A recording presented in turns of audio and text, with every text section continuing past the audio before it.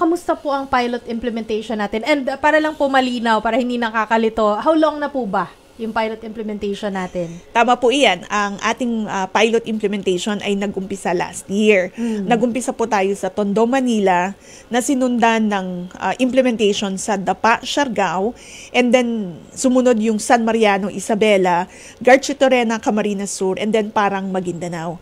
Batay po doon sa ating pilot implementation, nasa 2,366 na mga household ang ating natukoy po at atin nga pong nabibigyan ng tulong under the food stamp program.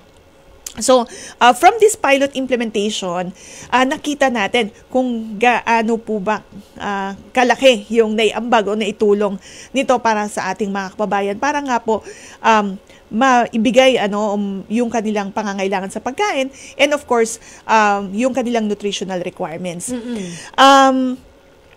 Because of the issuance of the Executive Order number 44 ng Office of the President, natukoy na itong Walang Gutom as a flagship program of the Marcos Jr. Administration. At siya po ang naging kadahilanan sa pag-scale up ng programa.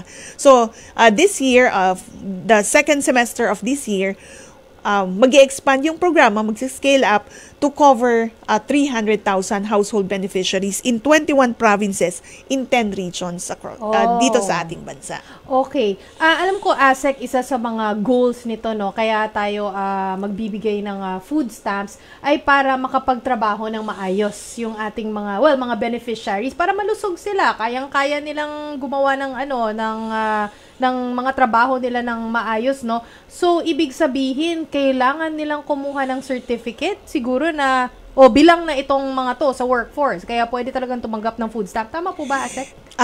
Tama po yung nabanggit nyo, no, Ma'am Chiki, na hindi lamang po kasi natin binibigyan ng pagkain o ginagabayan yung ating mga beneficiaries para patugunan yung pangangailangan sa pagkain and of course, reduce malnutrition. But tinutulungan din po natin sila para eventually sila ay maging productive members of their respective communities.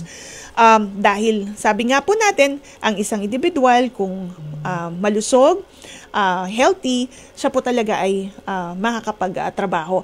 This is actually one of the conditions of the program na hindi lamang po tayo tatanggap, hindi lang po tayo mag-a-attend ng nutrition education sessions and then tatanggap ng food credits in our redemption activities, but dapat po kayo rin ay mag-attend noong mga orientation, skills development activities na isinasagawa naman in partnership with TESDA. And then, meron din tayong isinasagawa na tinutulungan natin sila para makapaghanap ng trabaho. In fact, dito sa ating isinagawa na pilot implementation, meron po tayong mga tinulungan makapasok doon sa mga employment opportunities. And nakakatuwa po na yung pong mga beneficiaries na nagabayan natin at pumasok sa mga job fairs sa kanilang mga respective localities, meron po dyan mga na-hire on that spot.